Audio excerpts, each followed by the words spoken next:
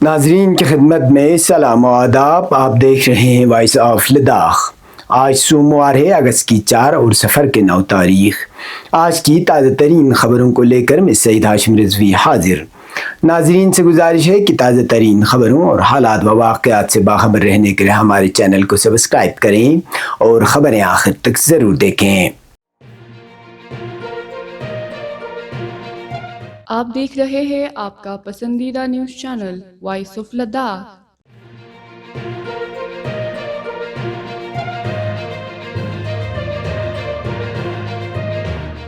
Lieutenant governor Ladakh Kavinder Gupta نے حالیہ دنوں میں نئی دلی میں وزیر اعظم نریندر مودی اور وزیر داخلہ امت شاہ سے الگ الگ ملاقاتیں کی.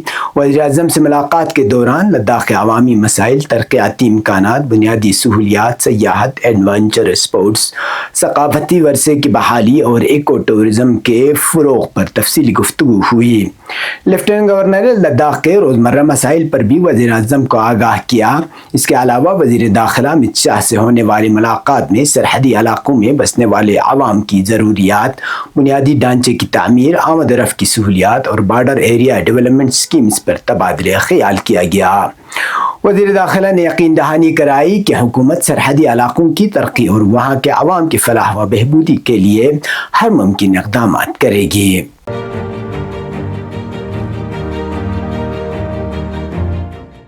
سری نگر کے خمینی چوک میں مقیم کرگل کے شہریوں کے ایک نمائندہ وفد نے حجت الاسلام شیخ عیسیٰ واعظی کی قیادت میں لداخ مختار پہاڑی ترقیاتی کونسل کرگل کے چیئرمین و چیف ایگزیکٹو کونسلر ڈاکٹر محمد جعفر آخوند سے ان کے دفتر میں ملاقات کی. ملاقات کے دوران وفد نے خمینی چوک میں مقیم کرگلی باشندوں کو درپیش مختلف مسائل، بالخصوص مکتب اور امام باڑہ کے لیے مناسب مقامات کی کمی سے ڈاکٹر آخوند کو آگاہ کیا.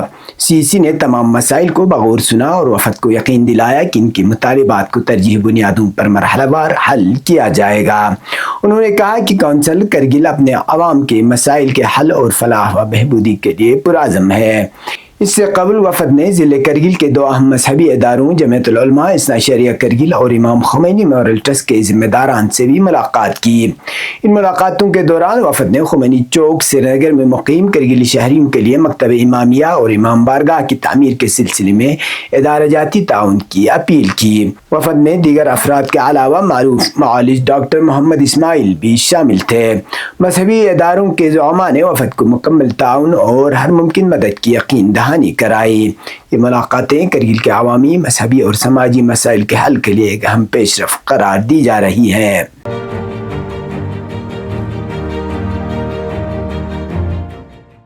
مشن کلین انڈس 2025 کے تحت گورنمنٹ ڈگری کالج دراس میں طلبہ کی قیادت میں ایک آگاہی پروگرام کا انعقاد کیا گیا، جس کا مقصد ماحولیاتی شعور کو فروغ دینا اور دریائے سندھ کے تحفظ کی اہمیت کو اجاگر کرنا تھا. اس موقع پر طالبہ کنیز نے ماحولیاتی تحفظ کی اہمیت پر ایک مؤثر تقریر کی، جبکہ روبینہ نے دریائے سندھ کی ماحولیاتی اور ثقافتی اہمیت پر ایک دلچسپ معلوماتی گفتگو پیش کی. یہ پروگرام پرنسپل ڈاکٹر ناصر المہدی شعبانی کی زیر سرپرستی میں اور اسسٹنٹ پروفیسر ماحولیات سائنس و NCC NSS افسر جناب سجاد حسین کی نگرانی میں منعقد ہوا. اس اقدام کا مقصد طلبہ اور مقامی کمیونٹی کو دریائے سندھ کی صفائی اور لداخ کے نازک ماحولیاتی نظام کے تحفظ کے لیے متحرک کرنا ہے.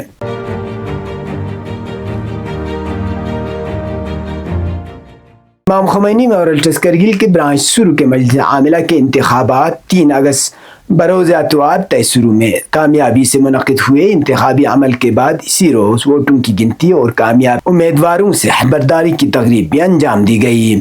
اس انتخابی مرحلے میں حجت الاسلام شیخ عبدالجلیل غروی ایک مرتبہ پھر صدر منتخب ہوئے، جنہیں اراکین کی اکثریتی حمایت حاصل رہی. انتخابی عمل میں شفافیت اور منظم طریقے کو یقینی بنانے کے لیے پہلے سے ہی آبزرور، ریٹرننگ افسر، پولنگ افسر اور ووٹنگ عملہ تعینات کیا گیا تھا، جبکہ بسیج امام کے رضاکاروں نے بھی ووٹنگ کے احسن انعقاد میں بھرپور تعاون فراہم کیا. ووٹنگ کے دن علاقے کے مومنین کی بڑی تعداد نے جوش و خروش کے ساتھ شرکت کی، جس میں اسلامی شعور اور اجتماعی فیصلوں میں عوامی شمولیت کا واضح مظاہرہ ہوا. انتخابی تقریب میں نگراں کونسل کے چیئرمین حجت الاسلام والمسلمین شیخ محمد محقق، چیئرمین IKMT حجت الاسلام شیخ صادق رجائی سمیت متعدد علماء کرام اور اہم عہدیداران شریک ہوئے. تقریب کے دوران خطاب کرتے ہوئے حجت الاسلام شیخ صادق رجائی نے نومنتخب صدر اور دیگر اراکین مبارکباد پیش کی اور کہا اب آپ پر ایک سنگین ذمہ داری عائد ہوتی ہے کہ آپ اپنے ذاتی امور پر اجتماعی فلاح و بہبود کو ترجیح دیں۔ ہم امید کرتے ہیں کہ مجلس عاملہ علاقے میں دینی، سماجی، عوامی شعور اجاگر کرنے کے لیے ساتھ ساتھ ولایت فقیہ کے افکار کو عام کرنے میں اہم کردار ادا کرے گی۔ اس موقع پر وائس آف لداخ سے بات کرتے ہوئے متعدد مقامی افراد نے بتایا کہ برانچ شروع کے قیام کا اصل مقصد علاقے میں اسلامی بیداری، تعلیم، معیشت اور اسلامی ترقی اور سماجی ترقی کے شعبوں میں پیش رفت کو فروغ دینا ہے۔ ان کا کہنا تھا کہ اس ادارے کے ذریعے مرد و خواتین بالخصوص نوجوانوں میں انقلابی افکار و نظریہ و ولایت فقیہ کو مضبوطی سے راسخ کرنا ترجیحی ہدف ہے۔ ان کا کہنا تھا کہ اس ادارے کے ذریعے مرد و خواتین بالخصوص نوجوانوں میں انقلابی افکار اور نظریہ ولایت فقیہ کو مضبوطی سے راسخ کرنا ترجیحی ہدف ہے۔ انتخابات کے نتیجے میں صدر کے علاوہ 6 دیگر کلیدی عہدیداران بھی منتخب کیے گئے جو آئندہ 3 سال مدت کے دوران مختلف شعبوں میں تنظیم کی رہنمائی کریں گے۔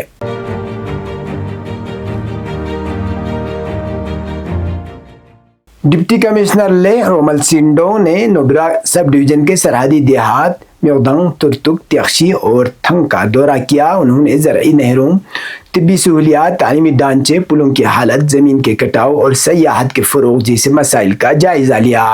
عوام نے جل جیون مشن کی ناکامی اور طبی عملے کی قلت جیسے اہم مسائل بھی اٹھائے۔ ڈی سی نے مرحلہ وار حل کی یقین دہانی کرائی اور 0RD پوائنٹ کا معائنہ بھی کیا۔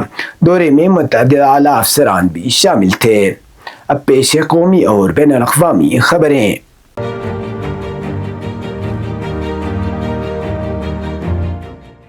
بھارت کی سپریم کورٹ نے پیر کے روز لوک سبھا میں قائد حزب اختلاف راہل گاندھی کے خلاف لکھنؤ کی ایک عدالت میں جاری فوجداری ہتک عزت کے مقدمے کے کارروائی پر عارضی روک لگا دی ہے۔ عدالت عظمیٰ کا یہ فیصلہ راہل گاندھی کی جانب سے دائر کی گئی عرضی پر سماعت کے بعد سامنے آیا۔ یہ مقدمہ راہل گاندھی کی جانب سے بھارت جوڑو یاترا کے دوران میڈیا سے گفتگو میں دیے گئے ایک بیان پر دائر کیا گیا تھا جس میں انہوں نے مبینہ طور پر ہندوستانی اور چینی افواج کے درمیان سرحد پر ہونے والی جھڑپوں کا ذکر کیا تھا۔ اس بیان کو کچھ حلقوں نے قومی سلامتی سے متعلق حساس معاملے پر غیر ذمہ دارانہ تبصرہ قرار دے ہتک عزت کی بنیاد بنایا تھا۔ راہل گاندھی نے سپریم کورٹ میں دائر اپنے درخواست میں موقف اختیار کیا تھا کہ ان کا بیان عوامی مفاد میں تھا اور آزادی اظہار رائے کے دائرے میں آتا ہے۔ عدالت نے ابتدائی سماعت کے دوران اس بات پر غور کیا کہ آیا فوجداری کارروائی کا جواز موجود ہے یا یہ محض سیاسی دباؤ کے تحت شروع کی گئی ہے۔ سپریم کورٹ نے لکھنؤ کے ذیلی عدالت میں جاری کارروائی پر اس وقت تک کے لیے روک لگا دی جب تک کہ اس معاملے پر مکمل سماعت نہیں ہو جاتی۔ عدالت نے مدعی فریق کو نوٹس جاری کرتے ہوئے جواب طلب کیا ہے۔ یہ فیصلہ راہل گاندھی اور ان کی جماعت کانگریس کے لیے ایک وقتی ریلیف کے طور پر دیکھا جا رہا ہے، خاص طور پر ایسے وقت میں جب وہ پارلیمنٹ میں حکومت کو چین کے ساتھ سرحدی معاملات پر سخت تنقید کا نشانہ بنا رہے ہیں۔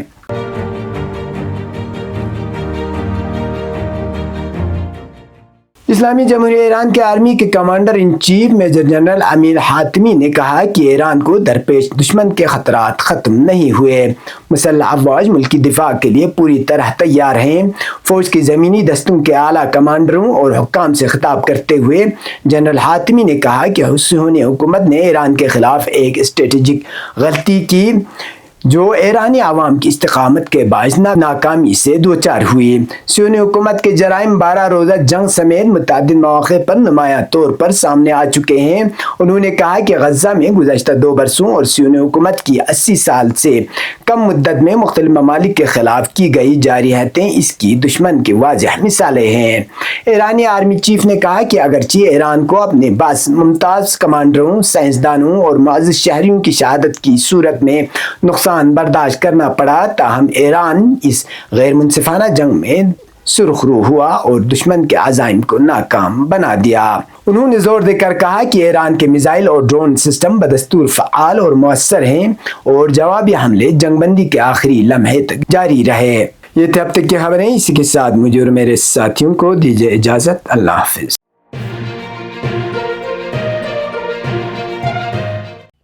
मकामी, कौमी और बैनुल अक़वामी खबरों से बाखबर रहने के लिए चैनल को लाइक, शेयर और सब्सक्राइब करें। साथ ही बेल आइकन दबाना न भूलें।